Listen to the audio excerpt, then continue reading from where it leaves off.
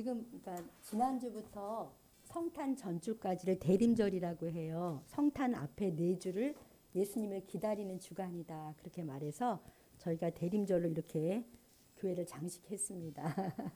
예쁘지요? 네.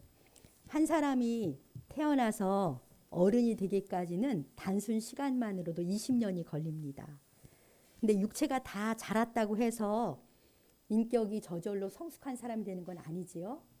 이 사실은 우리가 다 몸소 경험하고 있는 사실입니다. 나이로는 분명 어른인데 어른 같지 않은 어른이 많은 세상입니다. 그럼 나는 어른 같은 어른인가? 생각해 보면 우리는 모두 다 부끄러운 모습이 참 많습니다. 이처럼 한 사람이 성숙하는 데는 시간도 많이 걸리고 참 어려운데요. 좋은 인격을 가진 사람으로 성숙하는 데 중요한 것은 무엇일까요? 타고난 품성도 중요하겠지요. 그런데 더 큰 영향을 미치는 것은 성장 과정에 있어서 좋은 사람과 좋은 환경을 만나는 것이 아닐까 이렇게 생각하게 됩니다. 예수님께서는 본래 하나님이시잖아요. 근데 우리처럼 사람으로 한 인간으로 이 세상에 오셨어요.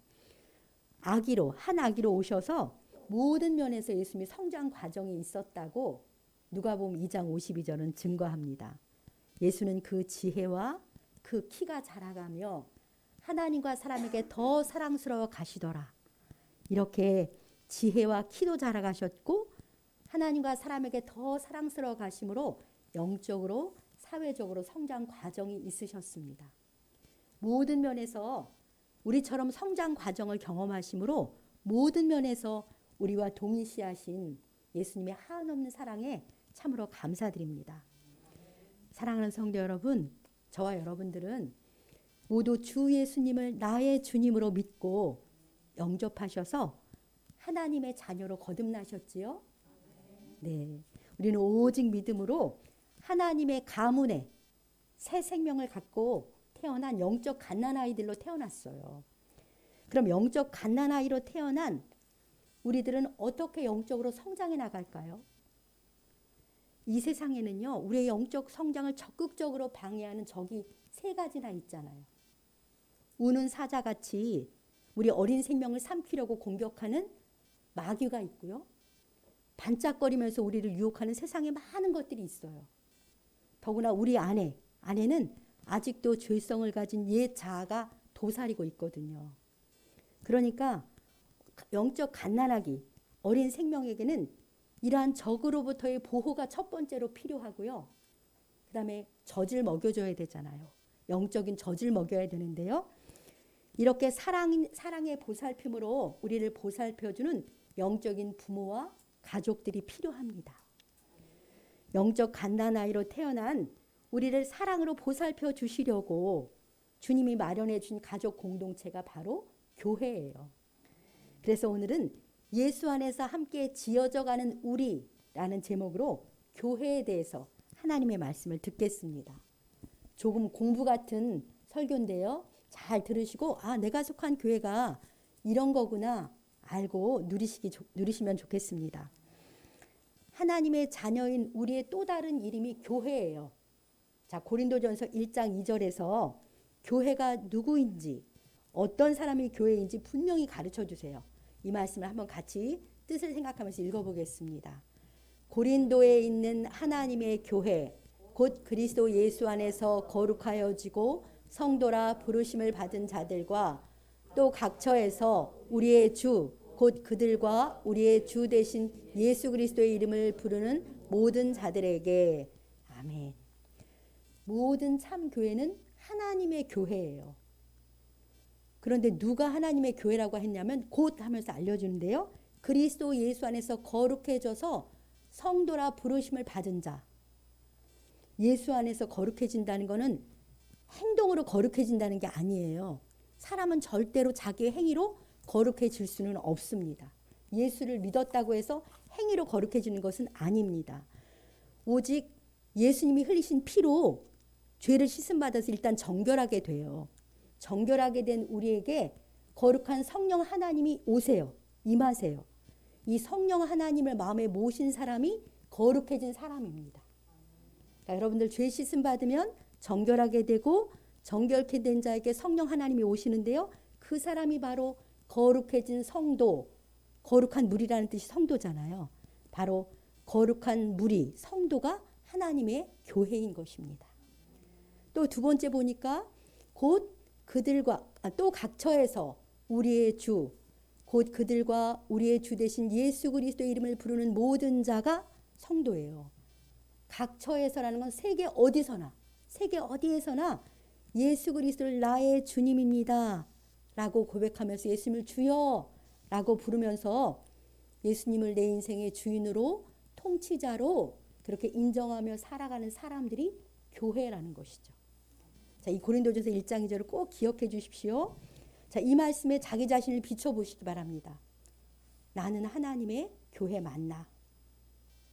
다 아멘이신 줄 믿습니다. 우리 참된 교회에 속한 한 분 한 분은 다 예수 그리스도를 나의 주님으로 고백하고 인정하며 사시는 그러한 분들이신 줄 믿습니다.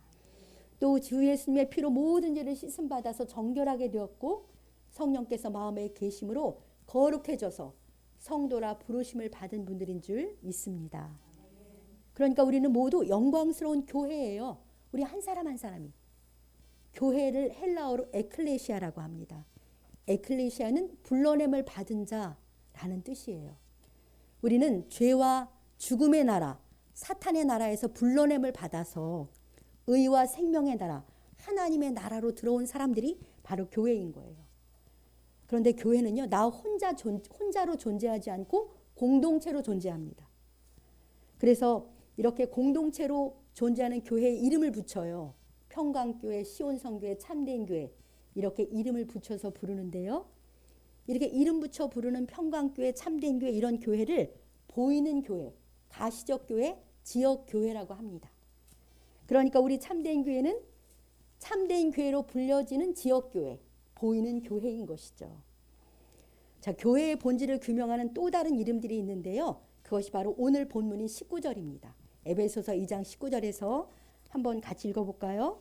그러므로 이제부터 너희는 외인도 아니요 나그네도 아니요 오직 성도들과 동일한 시민이요 하나님의 권속이라. 아멘. 주님의 교회인 우리의 또 다른 이름들이 무엇입니까? 성도, 하나님 나라의 시민, 여기 동일한 시민이라고 해요. 하나님 나라의 시민, 하나님의 권속입니다. 교회는 성도로서 하나님 나라에 속한, 하나님 나라가 천국이에요. 천국에 속한 하나님 나라의 시민들입니다. 그러니까 여러분들은 천국에 들어갈 수 있나 없나 걱정할 필요가 없어요. 예수님 믿었으면 이미 천국에 들어와 있는 거요. 들어와 있으니까 이 나라를 계속해서 가는 것입니다. 그리고 하나님의 가문에 속한 하나님의 권속이에요. 교회인 우리의 신분이 정말 대단하지 않습니까? 최근에 여러분들도 보셨을지 모르겠는데 김구 선생의 증손녀가 태국의 제1재벌 아들과 결혼했다는 기사가 크게 난 것을 보았습니다. 그것이 이슈가 된 이유가 무엇이겠습니까? 큰 부잣집의 권속이 되었구나. 김구 선생님의 증손녀가. 그것 때문에 그렇게 난 거 아니겠습니까? 그런데 교회인 우리는 이 땅의 어떤 부자나 권세자의 자녀 정도가 아니에요. 우리는 만왕의 왕이시고 만주의 주이신 지존자 하나님의 권속입니다. 그리고 하나님 나라의 시민이에요. 의와 생명과 평강과 기쁨이 충만한 천국 시민들입니다. 그러니 교회인 우리가 정말 존귀하고 영광스러운 존재들인 거예요. 오직 하나님의 은혜로 부름받아서 영광스러운 하나님의 교회가 된 이 사실, 내가 그런 존재라는 것 때문에 큰 기쁨과 감사와 자부심으로 가득한 우리 참된 교회 성도들이 되시길 소망합니다. 자, 오늘 본문 20절을 같이 읽어볼까요? 너희는 사도들과 선지자들의 터 위에 세우심을 입은 자라. 그리스도 예수께서 친히 모퉁이 돌이 되셨느니라. 네, 아멘. 교회는 사도들과 선지자들의 터 위에 세움을 입었다는 것은 사도와 선지자들이 전해준 복음, 진리의 말씀 위에 건설되었다는 말씀이에요. 그러니까 모든 참교회는 사도와 선지자들이 전해준 참 진리, 예수 그리스도 위에 세워진 교회가 그것이 바로 교회인 것이죠. 그래서 아까도 찬송가 가사에 주님이 피로 사신 거룩한 교회라고 했잖아요. 그 사도적 교회, 하나님의 말씀 위에 세워진 그곳이 바로 참된 교회인 것입니다. 그래서 모든 참 교회에서는요, 참된 복음이신 예수 그리스도가 선포되어야 해요. 그것이 참 교회입니다. 그래서 우리 교회도 거의 매 시간 아마 예수 그리스도를 선포하고 있을 것입니다. 참 교회는 사도들과 선지자들이 선포한 복음 위에 세움을 입은 것이고요. 그 다음에 뭐라고 되어 있습니까? 그리스도 예수께서 친히 모퉁이 돌이 되셨다고 하셨어요. 모퉁이 돌은 건물을 세울 때 벽과 벽 사이를 잇는 주춧돌과 같은 것으로 건물에서 가장 중요한 기초석 역할을 하는 게 모퉁이 돌이라고 해요. 예수님께서 교회의 모퉁이 돌이시니까 예수님께서 교회의 기초석입니다. 그리고 고대 근동 지역에서는 건물을 세우는 사람이 자신의 이름을 모퉁이 돌에 새겨서 이 건물이 내 소유다라는 걸 표시했다고 합니다. 그러니까 예수님이 교회의 모퉁이 돌이 되신다는 것은 교회가 예수님의 소유라는 거예요. 예수님께서 모든 교회의 진정한 주인이십니다. 그러니 우리 교회가 얼마나 강한 교회예요. 예수님이 주인이시잖아요. 예수님이 머리시잖아요. 눈에 보기에 크고 작은 거에 상관없이 교회는 강합니다. 왜냐하면 예수님이 머리시기 때문에, 주인이시기 때문에 그렇습니다. 그분이 핏값을 지불하고 사셨기 때문에 교회의 주인은 주 예수 그리스도이십니다. 그러니 우리 참된 교회도 예수 그리스도는 기초 위에 세워졌잖아요. 주님이 우리 교회의 머리가 되시고 우리들은 우리 주님의 몸이에요. 이 공동체가. 머리와 몸은 따로 떨어지면 존재의 의미가 없어요. 하나예요. 머리와 몸은 하나니까 교회가 곧 주님이십니다. 유명한 독일의 신학자 본 회퍼, 우리가 좋아하는 선한 그 찬양 가사를 쓴 본 회퍼가 이런 말을 했어요. 교회는 공동체로 존재하는 그리스도다. 교회는 공동체로 존재하는 그리스도예요. 이 엄청난 진리 앞에 우리는 하나님의 교회에 대한 경외심을 갖지 않을 수 없습니다. 그렇기 때문에 교회를 흔들거나 해치는 행위는 그리스도의 몸을 해치는 것과 같아요. 곧 그리스도를 대적하는 것과 같기 때문에 우리는 결코 교회를 흔들거나 해치는 행위를 해서는 안 됩니다. 교회가 부족함을 발견했을 때는 간절히 기도해야 하는 것이죠. 그리고 교회는 주님의 몸이고 주님 자체이시고 성도들의 공동체인 교회라는 것을 알고 우리가 교회를 사랑하고 아주 소중히 여겨야 하는 것입니다. 사랑하는 여러분, 하나님은요, 교회를 통해서 우리에게 복을 주세요. 시편 128편 5절 말씀 같이 한번 읽어볼까요? 시편 128편 5절입니다.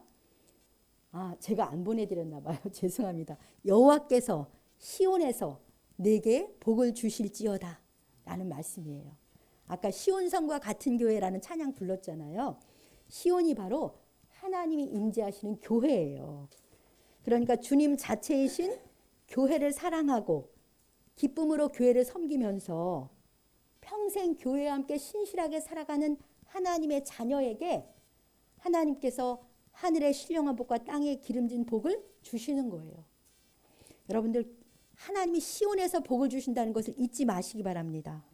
우리 참된 교회 성도들이 자신을 교회로 삼아주신 주님의 은혜에 깊이 감사하면서 주님의 몸인 이 교회 공동체를 사랑하고 기쁨으로 섬겨서 시온인 교회를 통해서 주시는 하나님의 복을 다 받아 누리시기를 주님의 이름으로 간절히 축복합니다. 초대 교부들과 칼빈은요, 교회를 신자들의 어머니라고 말했어요. 신자들의 어머니. 그러니까 교회 공동체가 하나님의 자녀인 우리에게는 영적 어머니와 같은 거예요. 주님이 우리를 구원하셔서 새 생명을 가진 영적 갓난아기로 태어나게 하신 후에 우리를 영적 어머니의 품인 교회에 맡기시는 거예요. 그래서 이 교회가 어떻게 해요? 우리를 먹이고 양육하고 우리를 보호하고 기르는 그런 공동체입니다. 그러니까 우리는 이 모든 참된 교회라는 공동체 속에서 영적으로 양육을 받고 보호를 받으며 성장하고 복을 받습니다. 그렇기 때문에 모든 거듭난 하나님의 자녀들은 보이는 교회, 지역교회에 반드시 속해야 해요. 난 예수님 믿지만 교회는 안 나가. 그건 잘못된 거죠. 거짓말이나 마찬가지예요. 반드시 보이는 교회에 소속이 되어야 하는 것입니다. 그 교회가 신자들의 어머니라는 것은 지역교회, 보이는 교회를 말하는 거예요. 자, 그럼 우리를 양육하고 보호해주는 교회의 구체적인 존재 목적, 그것은 무엇일까요? 오늘 교회에 대한 공부니까 교회에 대한 바른 영적 개념을 갖고 축복을 누리며 사시기 바랍니다. 저기 교회의 3대 존재 목적을 보여드리는데요. 첫 번째, 하나님을 섬기기 위해서. 두 번째, 성도를 섬기기 위해서. 세 번째, 세상을 섬기기 위해서 교회는 존재하는 거예요. 자, 하나님을 섬기기 위해서 교회가 뭘 해요? 하나님께 영과 진리로 예배드립니다. 그래서 교회가 예배가 제일 소중한 거예요. 하나님 섬기기 위해서 예배하는 거니까. 성도를 섬기기 위해서 무엇을 합니까? 사랑과 진리의 말씀으로 양육하면서 친교합니다. 세상을 섬기기 위해서 무엇을 합니까? 복음과 사랑의 실천으로 전도하고 또 봉사합니다.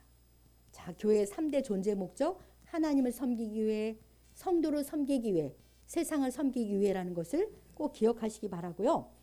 이 3대 존재 목적에 따라서 5가지 사역이 있어요. 우리 5가지, 교회의 3가지 존재 목적에 따른 교회의 5가지 사역. 1. 예배. 2번째 교육 양육. 3번째 친교. 4번째 전도 선교. 5번째 봉사 섬김. 이것이 바로 교회의 5가지 사역이에요. 우리 참된 교회도 이 5가지 사역에 초점을 맞추어서 목회 방향을 세우고 그것에 따라서 교회를 이끌고 있습니다. 자, 그러면 오늘은요, 이 3가지 존재의 목적 중에 2번째 거, 성도를 섬기기 위해서 교회가 양육을 하는데요. 이 양육에 대한 말씀을 이제 중점적으로 잠깐 나눠보겠습니다. 교회는 신자들의 어머니로서 거듭난 하나님의 자녀들을 사랑으로, 진리로 양육해서 성숙한 성도로 세우는 사명을 감당하는 공동체인데요. 저를 비롯한 여기 계신 모든 성도님들은 지금까지 교회의 품 안에서 영적 양식을 얻어먹으면서 믿음이 자랐어요. 그리고 세상으로부터 교회를 통해서 보호받고 사랑받으면서 지금까지 성장해 왔습니다. 우리는 서로에게 선한 영향력을 끼치면서 한 가족으로, 한 몸으로 존재하고 있어요. 자, 이 사실에 대해서 증거하는 말씀이 오늘 본문 21, 22절입니다. 우리 21, 22절 같이 읽겠습니다. 그의 안에서 건물마다 서로 연결하여 주 안에서 성전이 되어가고 너희도 성령 안에서 하나님의 거하실 처소가 되기 위하여 그리스도 예수 안에서 함께 지어져 가느니라. 아멘. 이 말씀에서 교회를 건축물에 비유하고 있습니다. 모퉁이 돌이신 그리스도께서 기초석이 되고 그 위에 각각의 성도들이 건축 자재가 되는 거예요. 건축 자재가 되어서 서로 연결하여서 하나님의 아름다운 성전으로 지어져 가고 있다. 이렇게 말씀하시죠.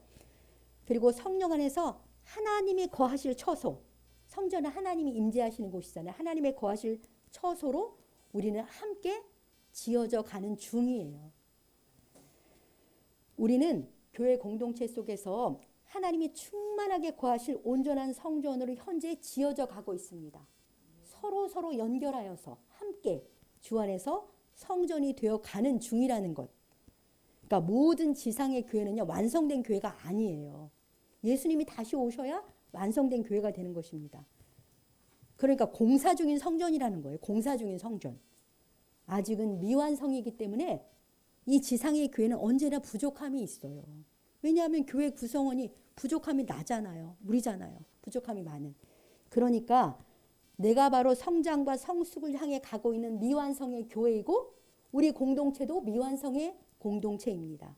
그러니 지상의 교회는 부족한 나 때문이라도 미완성임을 인정해야 하는 것입니다. 사랑하는 성도 여러분, 우리는 다 공사 중이에요. 우리는 모두 예수 그리스도의 형상이라는 목표를 향해 가고 있는 성장 과정, 그 도상에 있습니다. 교회에 오래 다닌 사람도, 목사도, 장로도, 권사도 다 예수 안에서 지어져 가고 있습니다. 존 프리처드라는 분의 교회라는 책에는 이런 문구가 있어요. 한번 들어보십시오. 완벽한 교회를 찾는다면 그 교회에 가지 않는 것이 좋다. 완벽하지 않은 당신이 그 교회에 가면 그때부터 그 교회의 완벽함은 깨질 것이기 때문이다. 그런 문구가 있습니다. 이 지상에 완벽한 교회라는 없습니다. 왜냐하면 교회 구성원인 우리 하나하나가 다 완벽하지 못하고 지어져가는 중이기 때문입니다. 교회는 누구에게나 열려있는 공동체잖아요. 아무도 구분하지 않습니다. 누구나 환영이에요.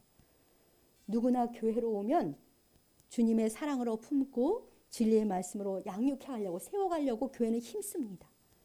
그러니 교회가 어찌 완벽할 수가 있겠습니까?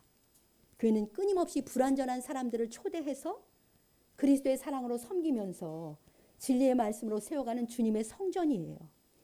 그러니 지상에 완벽한 교회는 있을 수가 없는 것입니다. 우리 참된 교회도 마찬가지입니다. 저를 포함한 우리 교회의 모든 성도들은 성숙, 완성을 향해 현재 지어져가는 중입니다. 그러니 다 부족함과 연약함이 있을 수밖에 없지요. 그럼에도 불구하고 교회의 머리이신 주님께서 친히 다스리시고 성장시켜 가고 계세요. 우리 주님이. 우리는 교회 안에서 서로 한 몸이고요. 한 성전이고요. 그리고 한 가족으로 오직 서로 사랑으로 하나 되어서 우리 주님의 말씀을 실천해야 하는 것입니다. 미완성인 서로를 어떻게 해야 되겠어요? 보듬어주고 믿어주고 격려하고 축복하면서 함께 영적 성숙을 향해 우리는 함께 나아가야 합니다. 사랑은요, 교회 안에서 먼저 배우고 실천해야 돼요. 교회 안에서 사랑을 배우고 실천해야 세상에 나가서 사랑을 실천할 수 있습니다. 끝까지 이 교회 안에서 서로 사랑함으로 하나가 되어서 하나님이 거하실 처소로 예수 안에서 함께 지어져가는 우리 참된 교회가 되길 간절히 소망합니다. 그럼 하나님께서 교회 안에서 우리를 성장시키려고 구체적으로 어떤 시스템을 마련하셨습니까? 자, 에베소서 4장 11, 12절을 같이 읽어보겠습니다. 그가 어떤 사람은 사도로, 어떤 사람은 선지자로, 어떤 사람은 복음 전하는 자로, 어떤 사람은 목사와 교사로 삼으셨으니 이는 성도를 온전하게 하며 봉사의 일을 하게 하며 그리스도의 몸을 세우려 하심이라. 아멘. 12절 먼저 살펴보면요. 성도를 온전하게 하여라고 온전하게 한다고 하셨는데 온전하게 한다는 것은 각 사람의 재능과 은사가 있잖아요. 그 재능과 은사를 발휘해서 교회를 섬길 수 있도록 준비하는 것을 온전하게 한다고 말합니다. 그러니까 우리 성도들이 영적으로 성장하는 한 측면은 무엇이냐면 이것이 다는 아니에요. 교회에서 봉사일을 감당할 수 있도록 잘 준비되는 것, 그것을 말합니다. 이렇게 온전하게 된 성도들, 준비된 성도들은 교회에서 하나님이 주신 재능과 은사 있죠? 그것을 따라서 봉사를 하게 됩니다. 아까 건물 지어져 가는 거로 말한다면 꼭 건물 중에 내가 있어야 될 자리가 있을 거 아니에요. 내가 이 자리에 벽돌일 수도 있고 저 자리에 기둥일 수도 있고 그 꼭 있어야 할 자리에 있는 건축 자재와 같이 되는 것이 성도들이 온전하게 되는 거예요. 이렇게 온전하게 되어 봉사하는 성도들을 통해서 그리스도의 몸인 교회는 든든하게 세워져 가는 것입니다. 교회가 든든히 세워져 가는 것을 앞에서는 뭐라고 말씀했냐면 하나님이 거하실 처소가 되기 위해서 아름다운 성전으로 지어져 간다 이렇게 말하는 거죠. 이것이 우리들의 성장 목표예요. 하나님이 거하실 처소로 지어져 가는 것, 온전해지는 것이 성장 목표인데요. 여기 계신 우리 예진이로부터 저에 이르기까지 모든 성도들이 은사와 재능을 따라 교회를 섬기는 분들로 준비되어 가기를 우리 하나님이 원하세요. 우리 다 준비되어서 우리 교회를 세우는 귀한 일꾼들이 되시길 소망합니다. 그런데 11절에 보니까 이렇게 하려고 성도를 온전하게 훈련시키려고 교회 안에 누굴 세웠습니까? 사도와 선지자라고 했는데요. 아까 우리 20절에서 보았잖아요. 사도와 선지자들은 초대교회에 하나님의 복음을 증거해서 교회의 기초가 된 분들이 12사도와 그리고 선지자들입니다. 복음 전하는 자는 전도와 선교에 헌신하는 선교사들. 사실 우리 교회도 복음 전하는 분들이 와서 우리나라도 교회가 세워졌잖아요. 그리고 목사와 교사를 세우십니다. 여기서 목사와 교사는 같은 단어예요. 그러니까 목사는 목양, 성도들을 이렇게 돌보는 일과 가르치는 일을 하기 때문에 교사라는 말도 하는 거거든요. 그러니까 현대의 지역교회에서 성도를 온전하게 훈련시키는 사람이 누구이냐면 목사입니다. 목사와 교사는 같은 말이니까요. 그러니까 목사는 각 지역교회를 세우는 사명과 은사를 받은 주님의 종입니다. 사랑하는 성도 여러분, 하나님께서는요, 지역교회를 세우기 위해서, 여러분을 위해서 교회에 목사를 세워주셨어요. 목사는 주님께서 맡겨준 주님의 양을 치는 직무를 감당하는 주님의 종인데요. 목사의 가장 중요한 책무는 하나님의 말씀을 연구하고 가르쳐서 생명의 꼴로 양을 먹이는 일이 제일 중요한 책무예요. 그래서 목사가 교사인 것이죠. 가르쳐야 되니까요. 하나님의 말씀을. 교회에서 제일 중요한 것이 하나님의 말씀이에요. 예수 그리스도라는 말씀이죠. 말씀 위에 교회는 세워집니다. 그런데요, 목사는 하나님의 말씀을 지식으로만 전달하는 사람이 결코 아니에요. 지식으로만 전달하는 것이 아니라 진리의 말씀을 따라 실제 순종하며 살도록 훈련시키고 권면해야 해요. 목사가. 그리고 성도가 잘못된 길로 가면 어떻게 해야 되겠습니까? 그 말씀 안에서 영적인 권위를 가지고 책망도 해야 합니다. 이것이 목사에게 주어진 감독자로서 역할이에요. 사도행전 20장 28절을 같이 읽어보겠습니다. 여러분은 자기를 위하여 또는 온 양떼를 위하여 삼가라. 성령이 그들 가운데 여러분을 감독자로 삼고 하나님이 자기 피로 사신 교회를 보살피게 하셨느니라. 아멘. 여러분은 바로 교회의 지도자를 말해요. 밀레도라는 섬에서 사도 바울이 에베소 교회 지도자들 불러서 하는 설교거든요. 여러분은 교회의 지도자들을 명명하는데, 그러니까 목사는 자기 자신을 위해서 그리고 온 양떼를 위해서 삼가는 삶을 살아야 돼요. 어떻게 삼가겠습니까? 경건하게 주와 동행해야 되고요. 범사에 절제하고 근신해야 합니다. 그래서 성도에게 모범이 돼야 돼요. 삶에서. 그리고 성도의 감독자라고 했잖아요. 감독자로서 주님이 자기 피로 사신 주님의 양인 교회를 보살피는데요. 목사가 어떻게 보살피냐면 진리의 말씀과 축복의 기도, 중보의 기도, 그다음에 신방 등을 통해서 위로하고 권면함으로 성도를 보살피는 것입니다. 이것이 지역교회의 목사의 역할이에요. 그러니까 목사는 교회 안에서 성도의 영적 성장을 위해 세워주신 교회의 영적 지도자입니다. 주님께서는 목사를 통해서 성도들에게 하나님의 은혜와 복이 흘러가게 하세요. 목사를 통해 전해주신 하나님의 말씀과 목사의 중보기도와 목사의 위로와 권면을 통해서 하나님께서 은혜와 복을 내려주시는 거예요. 그러니까 목사는 교회 안에서 하나님의 복의 통로, 은혜의 통로가 되는 것입니다. 그러니까 만약에 교회 안에서 성도와 목사와의 관계가 막혀 있다. 그러면 어떤 일이 생길 것 같습니까? 하나님의 은혜와 복이 흘러오는 통로가 막혀 있는 거랑 똑같아요. 그래서 성도는 교회 안에서 영적 지도자에게 다음과 같은 태도를 가지라고 하나님이 말씀하십니다. 우리 히브리서 13장 17절을 같이 읽어보겠습니다. 너희를 인도하는 자들에게 순종하고 복종하라. 그들은 너희 영혼을 위하여 경성하기를 자신들이 청산한 자일 것 같이 하느니라. 그들로 하여금 즐거움으로 이것을 하게 하고 근심으로 하게 하지 말라. 그렇지 않으면 너희에게 유익이 없느니라. 아멘.